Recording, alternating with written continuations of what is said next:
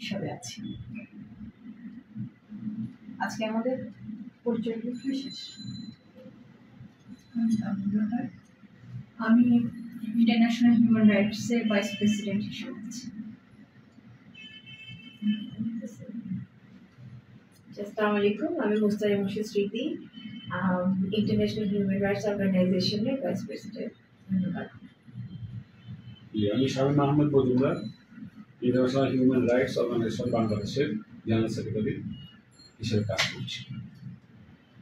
আমি Subrata Kumar Sarkar, Bangladesh international human rights অর্গানাইজেশনের পার্টির আমি প্রেসিডেন্ট হিসেবে দায়িত্ব পালন করেছি এবং এই কমিটিতে যারা আছেন সবাই আগামী দিনের কার্যক্রমে আমাকে সহযোগিতা করবেন যেন সংগঠনটাকে মজবুত একটা ভিত্তির উপরে দাঁড় করাতে পারি। সবাইকে ধন্যবাদ।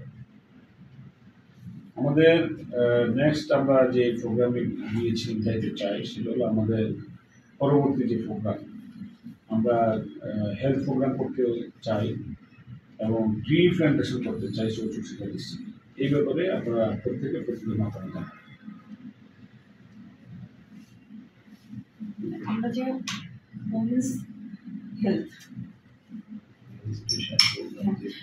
আমাদের কার্ডটা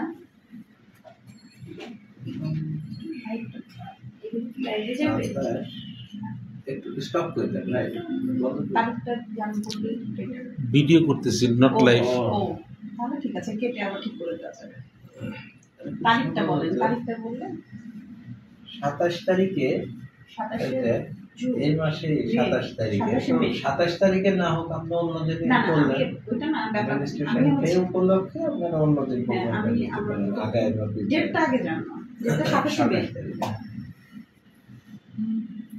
আমি রোকসানা ইসলাম, বাংলাদেশ হিউম্যান রাইটস অর্গানাইজেশন বাংলাদেশের পার্টির জয়েন্ট সেক্রেটারি প্রোগ্রাম কোঅর্ডিনেটর হিসেবে আছি। যেহেতু আমাদের সামনে একটা প্রোগ্রাম আছে, ওমেন্স হেলথের একটা ডে আছে, মিনিস্ট্রেশন ডে, সেটা সম্ভবত 27শে মেতে তারিখটা নির্ধারণ করা হয়েছে। ওয়ার্ল্ড ওয়েস্ট ডেটা পাবলিশ করা হয়েছে। আমি চাই যে এই অর্গানাইজেশনের ব্যানার থেকে আমি ওমেন্স হেলথ নিয়ে কাজ করতে চাচ্ছি। ইভেন যেহেতু সামনে একটা ডে আছে, মিনিস্ট্রেশন ডে, মিনিস্ট্রেশনের উপরে আমরা রুট লেভেলের যে লেডিগুলো আছে তাদের সেফটি, হেলথ সেফটির ব্যাপারে আমরা একটা স্পেস দিতে পারি। তাদের কিভাবে মোটিভেশন দিয়ে, যেহেতু এটা হাইজিনিক একটা প্রোগ্রাম, সেই প্রোগ্রামে আমরা এই ব্যানারের থেকে আমরা সবাই মিলে এই ব্যানারের থেকে আমরা কাজটা করতে পারি। এটা হচ্ছে আমার ওপিনিয়ন।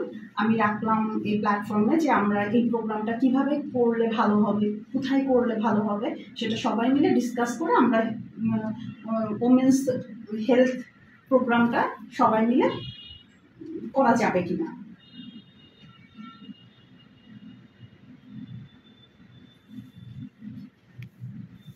জি, 27 তারিখের যে ওয়ার্ল্ড মিনিস্ট্রেশন প্রোগ্রামের উপরে এখন আপনাদের সামনে বক্তব্য রাখবেন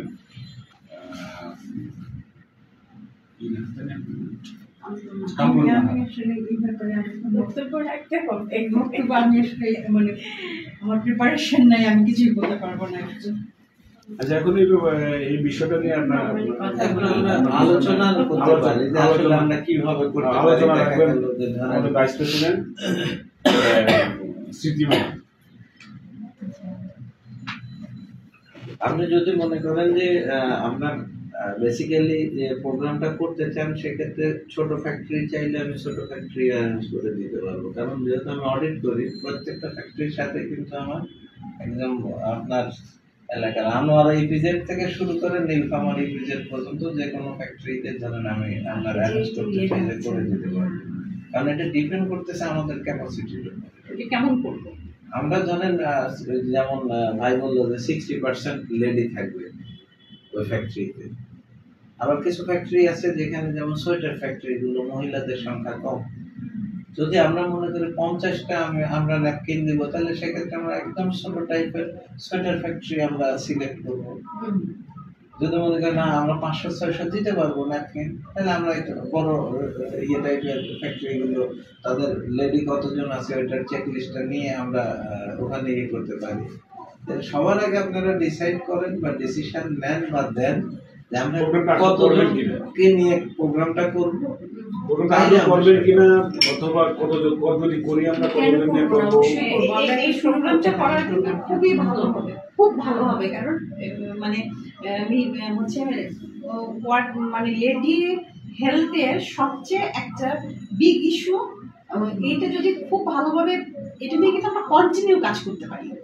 এটা শুধু ডে দিয়ে আমরা শুরু করতে পারি, কিন্তু এটার একটা বিগ প্ল্যাটফর্ম, বাংলাদেশের এটা একটা বিগ প্ল্যাটফর্ম। আমি আরেকটা বলি, আমরা যেটা রুট কেয়ার কাজ করতে যাই হেলথ স্যানিটাইজেশন নিয়ে, এটা সবচেয়ে বড় সমস্যা হচ্ছে গরিব মানুষ যারা আছে তারা কিন্তু টাকা দিয়ে আপনার স্যানিটারি কিনবে না, এখানে কোনোদিনই কিনবে না। ওরা মনে হয় আমার বাসায় কাপড় আছে, আমি কি জন্য না এখানে এখানে ম্যাম আমি আপনার কিন্তু সাথে আমরা যখন কাউন্সিলিংটা করবেন তখন বুঝাইতে হবে ওল্ড ক্লোথ গুলোতে কি কি জার্ম থাকতে পারে, কিভাবে ইনফেক্টেড হতে পারে। কিন্তু তারপরে মনে করেন যখন 10 টাকা দিয়ে বা 20 টাকা দিয়ে মেয়েটা কিনবো, ওই টাকাটা দিয়ে আমার বাচ্চাকে যদি একটা ফল কিনে খাওয়াই, এখন হচ্ছে ডেভেলপ হচ্ছে, এখন হচ্ছে ওখান থেকে আমাদের দেশে এত গরিব মানে রুট লেভেল থেকে সরে আসছে।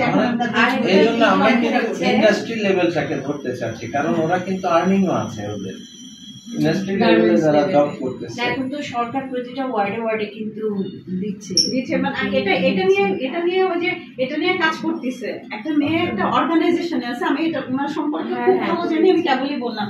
এই আপনার নেটে সার্চ করলে পাবেন, ওর নাম হচ্ছে সাবিনা। সে হচ্ছে গার্মেন্টস এর ওয়ার্কার ছিল, রুবানা ওয়ার্কার মোহাম্মদী গ্রুপের। আমাদের যেরকম হচ্ছে গার্মেন্টস এর ওয়ার্কারদের বিভিন্ন ইনস্টিটিউট থেকে এসে পরীক্ষা নেয় না যে তুমি পড়তে চাও কিনা। এই মেয়েটা খুব কষ্ট করে ম্যাট্রিক পাস করার পরে তখন ওই ভার্সিটি থেকে একটা অ্যাডমিশন করতে হয়, ওয়ার্কারের মধ্যে আসে। এটা একটা অর্গানাইজেশন থেকে আসে যে কে পড়াশোনা করতে চাও তাকে ফ্রি পড়ানো হয়। আর ওই গার্মেন্টস তাকে প্রতি মাসে কিন্তু যে টাকাটা বেতন পেত বেসিক, ওই টাকাটা তাকে দিতে হবে। এ ধরনের একটা অর্গানাইজেশন আছে। সেই মেয়ে থেকে সেখান থেকে সে আজকে রুবানা ওয়ার্কার, আপনাদের চিটাগংয়ে যে ইউনিভার্সিটি আছে সেই ইউনিভার্সিটি থেকে এই মেয়ে পড়াশোনা করছে। রুবানা ওয়ার্কার এখন হচ্ছে সবচেয়ে বড় জিনিস আমাদের এই সবচেয়ে বড় সমস্যা আছে ওর পুরো সাক্ষাৎকার আছে ন্যাপকিন কি স্যানিটারি ন্যাপকিন, এই জন্য তো বোঝাতে হবে, জানাতে হবে। এটাই বোঝানোর জন্য তো হচ্ছে প্রোডাক্ট ডিস্ট্রিবিউশন। না এটা বোঝানোর জন্যই তো আমরা যাব। এটা আগে আমাদের ওই রুট লেভেল আগে জানাতে হবে it's a sanitary napkin, why we visit, হ্যাঁ এটা জানানোর জন্যই তো আমাদেরকে আগে জানাতে হবে, বলতে হবে, তারপর আমরা ডিস্ট্রিবিউট। এটা আপনি যেটা সম্পর্কে নেগেটিভ পজিটিভ আমরা কিছু জিনিস নিয়ে আমরা ব্যানার নিয়ে যাব। আপনি তো যে কাউকে দিবেন না, আপনি একটা ব্যানার নিয়ে আমি ওই পরিবেশে যাব, যে পরিবেশে গেলে আমি যাওয়ার আগে রোড ম্যাপ তৈরি করে যাব যে ওখানে গেলে আমার নেগেটিভ কি হতে পারে, পজিটিভ কি হতে পারে। আমি যখন ওইটা নিয়ে ব্রিফিং করবো, আমি তো ঢুকে যেয়ে আমি তো কাউকে ন্যাপকিন দিব না। রুবানা হক হচ্ছে ইয়ে না, ওয়াইফ, উনি হচ্ছে ওয়াইফ। আর হচ্ছে যে মেয়েটার কথা বলছে ওর নাম হচ্ছে সাবিনা। ইউটিউবে ওর অনেক সাক্ষাৎকার আছে, আপনি দেখেন ও কাজ করতেছে এখন এটা নিয়ে। আচ্ছা ঠিক আছে, এটা অনেক বড় প্ল্যাটফর্ম ভাই, এটা এত বড় প্ল্যাটফর্ম, কারণ এই প্ল্যাটফর্মের সাথে আমি একটু ইয়ে করছি। তো আপনি যেটা বলতেছেন কোথাও যেতে বসলে তো আগে আমাকে সেখানে যে পরিবেশ তৈরি করতে হবে, তাকে বুঝাতে হবে, কথা বলতে হবে, তারপরে তো সে আমার কথাটা অ্যাকসেপ্ট করবে। ও যখন বুঝবে যে বাংলাদেশের সবচেয়ে বড় ডিজিজ হচ্ছে মেয়েদের যে জরায়ু ইনফেকশন, জরায়ু ক্যান্সার, এটা ডিপেন্ড করে এই হচ্ছে মিনিস্ট্রেশনের ন্যাপকিনের উপরে। আপনি যে বললেন আপনার পুরাতন কাপড়, এটার জন্য মেয়েদের এত বড় জিনিস হচ্ছে। আমি কিন্তু যখন আমার ক্যান্সার ধরা পড়ছে, জরায়ু কেটে ফেলতেছে, আমার ফিজিক্যালি অনেক ধরনের প্রবলেম হচ্ছে, সেটার জন্য কিন্তু আমি টাকা ইনভেস্ট করছি। কিন্তু আমি যদি ওই রোগটা থেকে বাঁচতে চাই, তার আগে কিন্তু আমাকে স্টেপ বাই স্টেপ ছোট ছোট যদি আমি 40 টাকা 50 টাকা ইনভেস্ট করি, তাহলে কিন্তু আমি ওই জীবাণু থেকে অনেক দূরে থাকবো। তাকে যখন আমি এই ব্রিফিংটা দিব, ওকে আমার বুঝাইতে সময় লাগবে, কিন্তু এক সময় কিন্তু বুঝবে ওর লাইফ সেফটির জন্য। আমি মনে করি এটা prevention is better than cure. Prevention দরকার। এখন আমরা বুঝাবো, আমরা যাবো, আমরা না হয় বুঝাতে পারি, আমরা বলতে পারি, আমরা হিউম্যান রাইটস জিনিসটা ওরা ব্যবহার করবে